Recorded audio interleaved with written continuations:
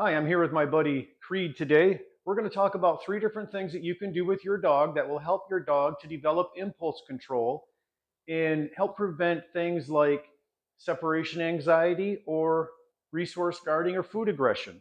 The first thing that we're going to talk about is the place bed. Having your dog learn how to get on and off an elevated surface and then stay on that surface.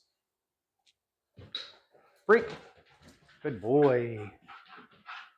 First thing I'm going to do is just walk my dog across that surface. I'm not even going to tell them a command. Then when we do it, I might say, yes, as soon as they get on, and then I would give them a reward, and I would say, good place. Once my dog gets some of that down and they're comfortable with getting on something, break. Then I'm going to say it ahead of time. I'm going to say, place. Then I'm going to guide my dog to the bed with the leash. And then when my dog gets on, I'm going to say yes. Then I can give my dog a reward, and I can say good place if I want to help to reinforce that. So my timing was off on that because I was explaining things. So let's do it like it would really look. Break. Place. Yes. Good place. Break. Place. Yes. Good place. Break. Now, after my dog gets that and they're comfortable with it, what I want to say is I want to say the command, give my dog time to do it, and if they fail, then I will help them. Place. Yes. Once I get my dog doing that, then I'm going to do kind of what I call country line dancing for dogs, right? I'm going to move and teach my dog to stay on there so that they learn that they have to be accountable for what they're doing, no matter if I'm moving or if I'm not. So I'm going to take a step away and come back up, and I can go, yes, to tell my dog that is what I want them to do. Again, I can move. If my dog does this, I'm not going to say what I call bad words like no. So I'm going to help them come off just a little bit more just to teach us. I'm going to be like, and I'm going to use my body pressure to get him back up. And if I have to, I would use leash pressure. If my dog keeps wanting to come off, I can go, then I can guide them back up. Now, when I do that, I'm not going to say my marker, which is yes, and then treat them, because I don't want them to come off just to get a treat. I can put them back on and say, good place. Then I'm going to take a step, and then I'm going to come back, and then I can say, yes. And then I can reward, because now the dog has shown me some impulse control. And the impulse control is what I'm really looking for. So again, I'm going to move. Yes. If my dog is thinking about coming off, I don't want to correct him at that point. I want my dog to totally fail, and then I can say, and then I can guide them back on. I want a good, clear distinction on the failure. I want to make sure that they understand that this is good and coming off of it was not good. Break. Good boy. Place. Yes. Now, one other thing on the dog bed is that it's kind of like a virtual crate. The dog can sit, the dog could down, or the dog could stand. The dog could even spin. I don't know if he knows spin on command, but they could do all of that as long as all 4 paws are on that dog bed, and that I like them to be quiet on the dog bed, because they would be on the dog bed if I'm doing something else, like answering my door for company or Amazon or the pizza delivery or whoever is there, right? I want my dog to be able to be calm and stay there. Maybe if I'm doing dishes or talking on the telephone, I want them to be in a place where they're safe and they're not going to do things like get on the counter, chew somebody's slippers, or things that are not productive for your dog. So the next level of what I'm going to do is, once my dog's good at those kinds of things, if I'm moving around and they stay on, I'm going to drop the leash and then I'm going to move. Yes.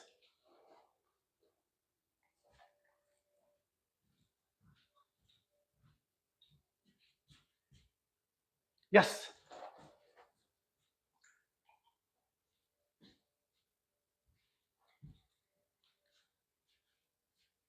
Now, a next level of training for my dog would be to go out of sight, maybe around a corner. So I'm going to go ahead and do that.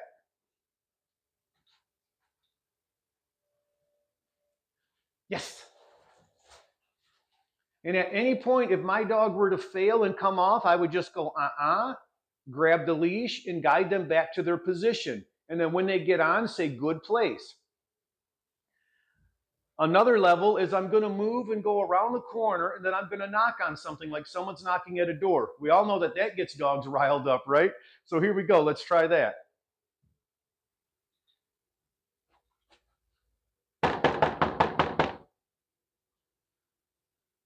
Yes.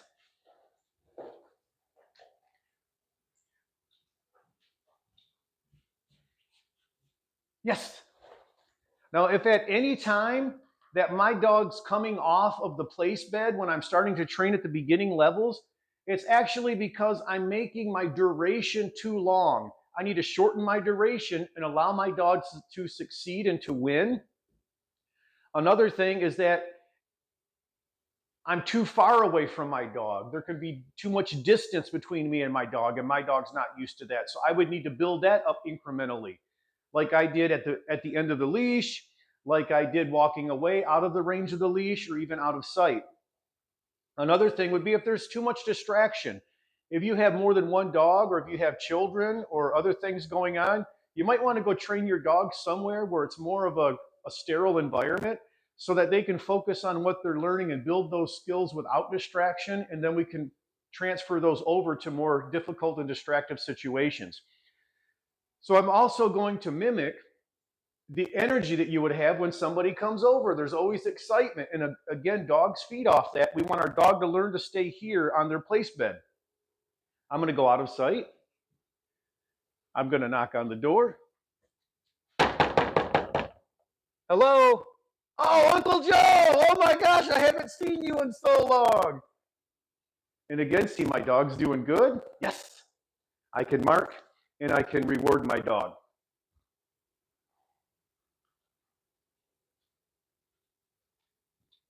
Now, another step of doing this training is actually sitting down.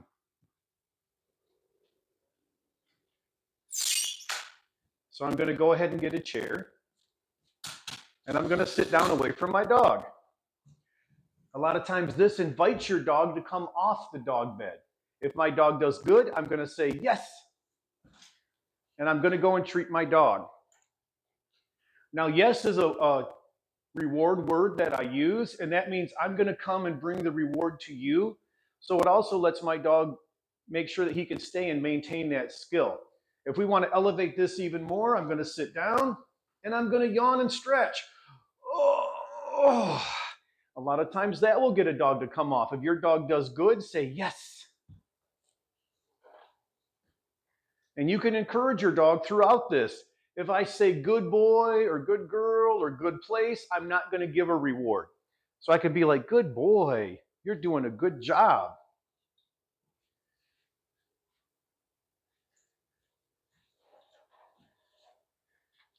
Good boy. Break.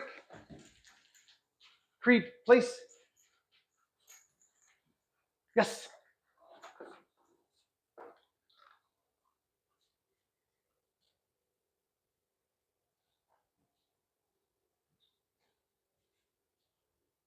Yes.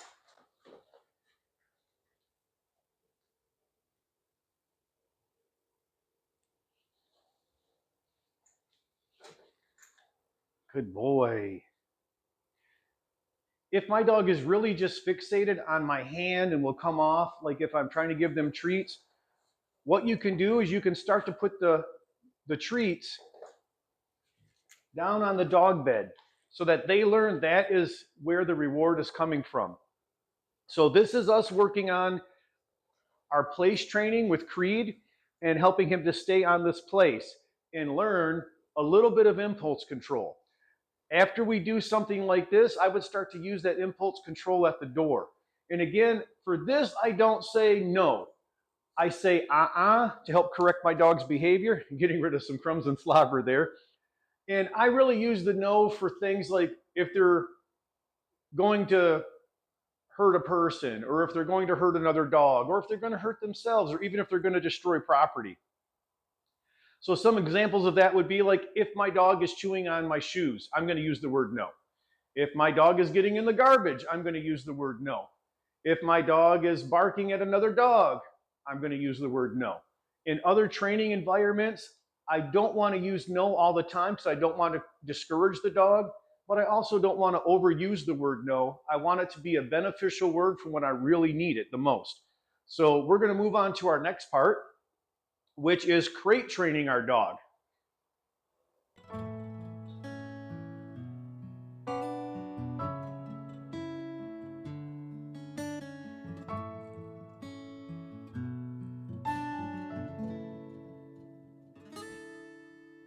Now, when it comes to crate training, I don't ever want to use a crate as punishment for the dog.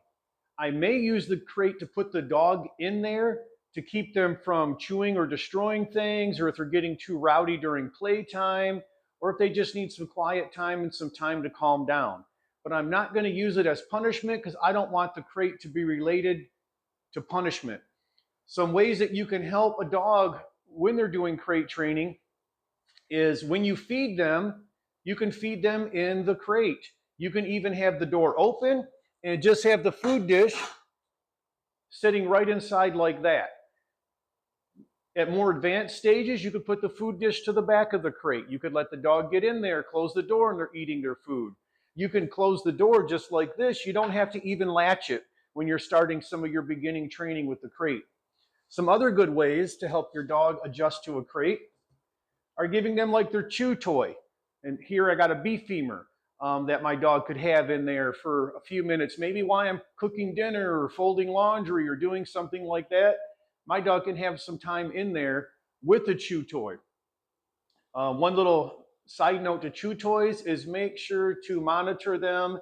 If they start to destroy the toy, if they start to chew too aggressively, they can actually hurt their teeth.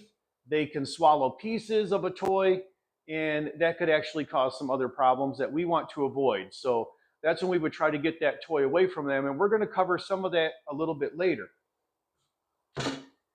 Another thing like what I did with Creed, because we rescued him, is I just had a bunch of crates out with the door open, and I would throw his favorite toy in the crate with the doors open, let him go get it, bring it back to me. So he again learned that the crate had some interactive activity with me and him, and also that it wasn't a punishment, there was some fun involved. Creed, crate. Yes.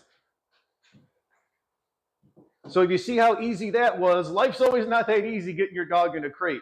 So Creed, place. Good boy. And you see every time I'm working with my dog, I'm not going to always treat them, right? So here's what I would want to do. If I have a dog, I got to really be committed that I'm going to get this dog in this crate no matter what. No ifs, ands, or buts. I'm not going to let the dog dictate it if they're uncomfortable with it. And I'm not going to let the dog win. So I can start maybe by throwing a couple pieces of food in there. If my dog doesn't want to go, I have to grab the collar firmly and get the dog up there, and I got to push them in with my body and close the door. I have to really be committed from the get-go to do those things. Otherwise, my dog is going to win, and then my dog is not going to ever have a good association with the crate. This is kind of like ripping a Band-Aid off. We just want to do it once, let it happen, and let it be done. Okay. Please. Yes. Good boy. So as you can see, going into the crate is nothing bad at all for Creed. He's fine with it. He's actually helping himself to a toy. Out.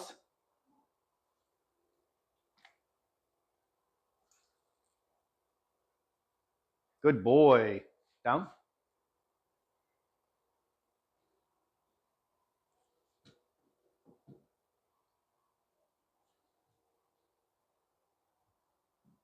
Creed, crate. Good boy. And I would close the door.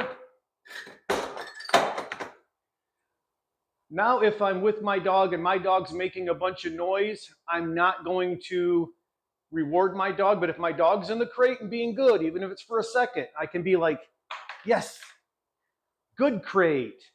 And if he's being good, yes, yes. So again, now my dog has learned that the crate is a place where there's good things happening.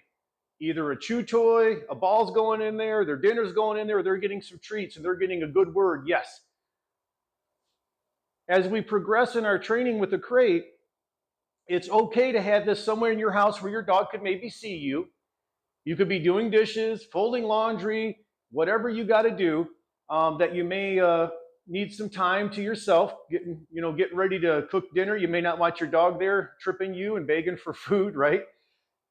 So you can have your dog in a place like that where they learn to be away from you. They can still see you. They're not isolated. You also want some small periods of time while you're at home to maybe have this crate in another room where they don't see or hear you, and let them have some time away from you where you're not able to see or hear you, and they're also by themselves. And these things will really help your dog with separation anxiety.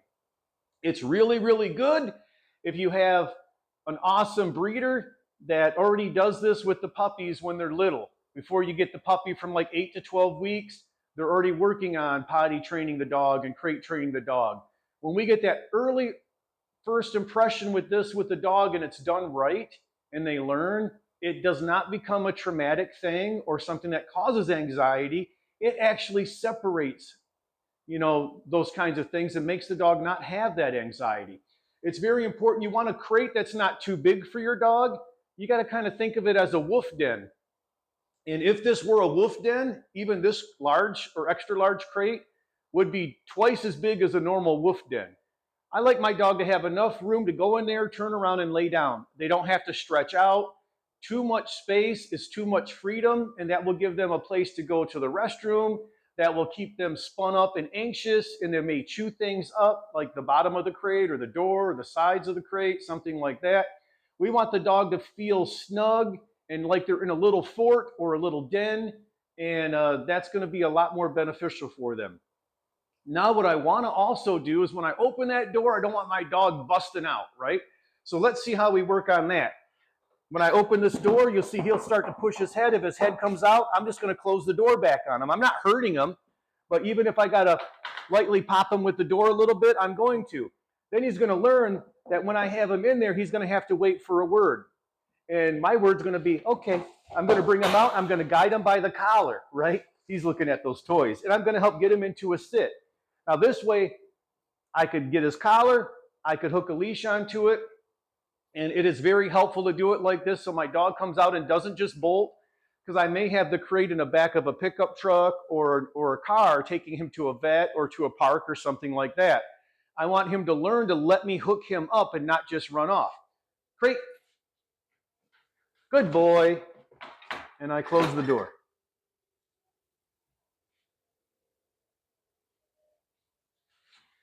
And I open the door and I get ready. I anticipate him pushing on it, so I'm ready for training.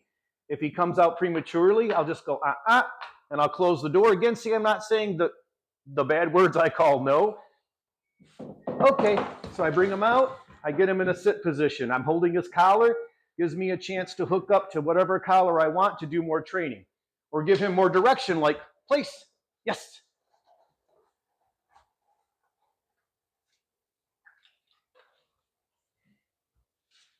So then if I have to, with my dog, get him to be able to eat in his crate, I'm going to slide that back in there. I'm going to be like, crate. Yes. I can say yes because he's helping himself to that reward that's in there, right? He eats his food. He just had a few in there just for a demonstration. And I want him to not bolt through the door, so I work right here with him. I get him out. I say, okay. I get him up into a sit position. And I can even be like, good boy. Gives me a chance to hook my leash up to my dog or direct my dog, Creed, place, to the next obedience that I want him to do.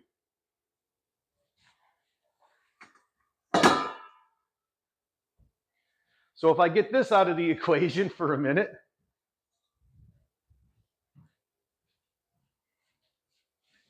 it can also be like this with my dog. I can have their chew toy in here.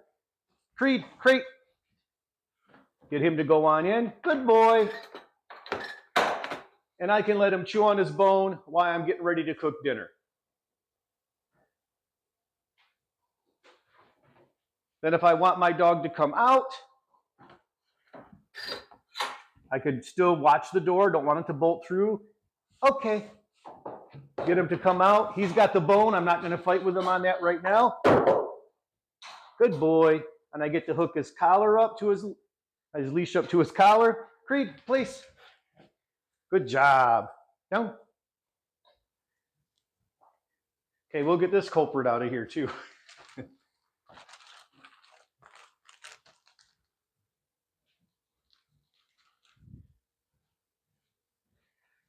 Now the next thing that I would do, and you don't have to do them in this order, but this is how I'm demonstrating him because this is the highest value thing for him. So I didn't want to start with it because then we would deteriorate in his attention span. Is I don't even have to have commands for him. I can throw it in. Chip. Chip is a free word that says, go get your toy, bring it back to me. Good boy. And I'm just going to hold him with his flat collar for a second until he drops it. Good job. Place. Now this is part of that impulse control. Let's see if this works. So I'm going to toss this in. His impulse control, he stayed there. We all see how much he loves the ball. He's waiting for his release word, which is chip. Good boy. Bring it to dad. Yeah. Place. Good boy. Down. I'm not going to get your ball. He was just ready to play some more. Now, there are some aspects here which, if you do have a dog that's resource guarding or is like food or toy aggressive, which is very similar to the same thing, that you're going to want to be careful with. But the next thing that we're going to talk about is really going to help that, and that is hand feeding your dog. And hand feeding your dog will really help to stop some of those things.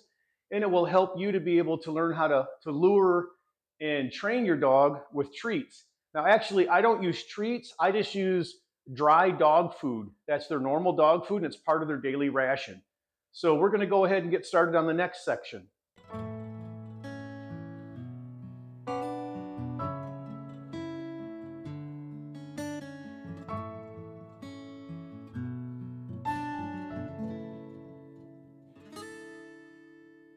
Okay, that third thing that we were talking about in our video today is hand feeding our dog. Hand feeding our dog will really help our dog engage more with us.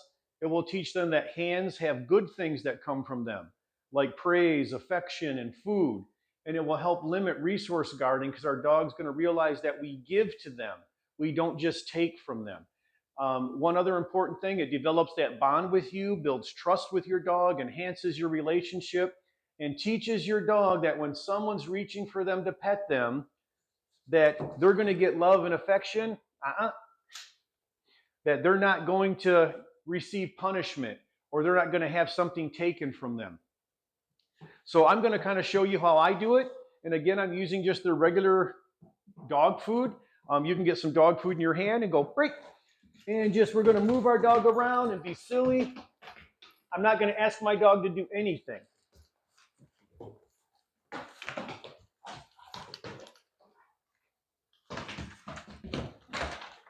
And you can see with this, I can have some ability to teach some behaviors for my dog, right?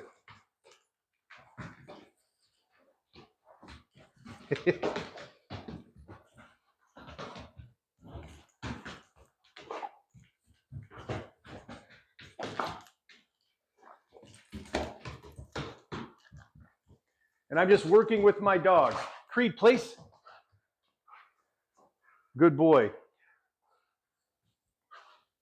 Now this has teaches some engagement for your dog, right?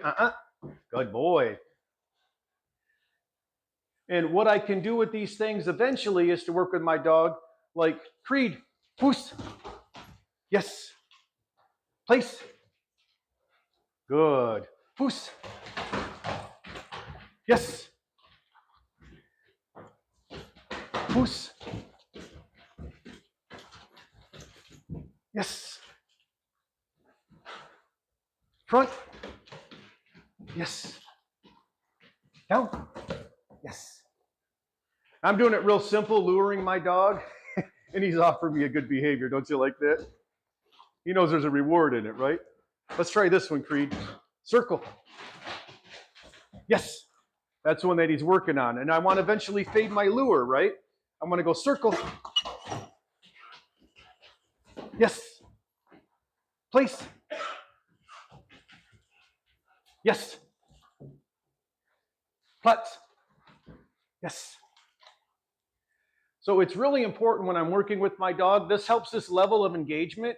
I can do a lot more training. That training is a lot more fun. You could even hear him getting vocal and excited about it. It's a lot better than always yanking on that leash and yelling at your dog and saying no and commanding your dog. I like to develop teamwork with my dogs.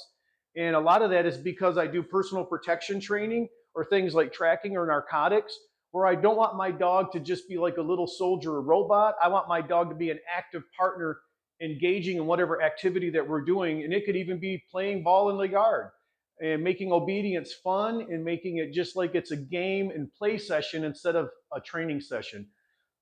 So you can also see that when I have this that I'm doing with my dog, I'm actually like giving to my dog. So my dog learns that I give to them. Then eventually I can take something away from them. And I don't have my bone out right now, but if I had my dog over here, I'm going to get him back on place. I'm going to exercise that impulse control. I'm going to put food down here. I'm going to make him go back to place. And then I can say, chip, which is to go get your food. Then I would maybe just get my dog and pull him away from the food and let him go back and get it, and pull him away, let him go back and get it. Creed, place. Yes. And kind of learn that I'm not taking it away from him forever. It's just a little thing to kind of develop something with my dog.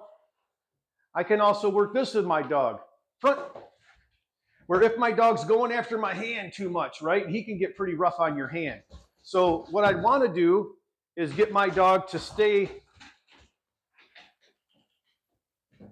and calm down, and then, yes, then I can pay him, right? If he's getting on my hand, move it away a little bit, make him be calmed, and yes, let him know that he can get that when he's not going at your hand, if he's mouthing your hand too much and it's uncomfortable. Yes. And you can see he can learn that really quick. Place. Yes. And there's times too I might give just one treat, or I might say yes, and I might give a handful, which is like a jackpot. And also, like when I'm working, if I'm doing stuff and I have Butterfingers and I slip and drop a piece, I let my dog get it. That way he's not distracted, and that can help our training. And you know, if I dropped it, hey, shame on me, not shame on him, right? Creed, place. Yes, good boy. We are Butterfingers all over the place, aren't we? Putz. Good boy. Well, I really hope that these three simple things can really help you and your dog and improve your dog's quality of life and help them to be a lot more independent and not have social anxiety or separation anxiety, or not even to have resource guarding issues or aggression issues when it comes to food or toys. You want to have the most fun with your dog possible and have the most freedom with your dog. So from Creed and I, we appreciate you watching, and we wish you all a happy and safe holiday season, and we'll catch you next time. Freak. Yes. Good boy. Back. Back. Good boy.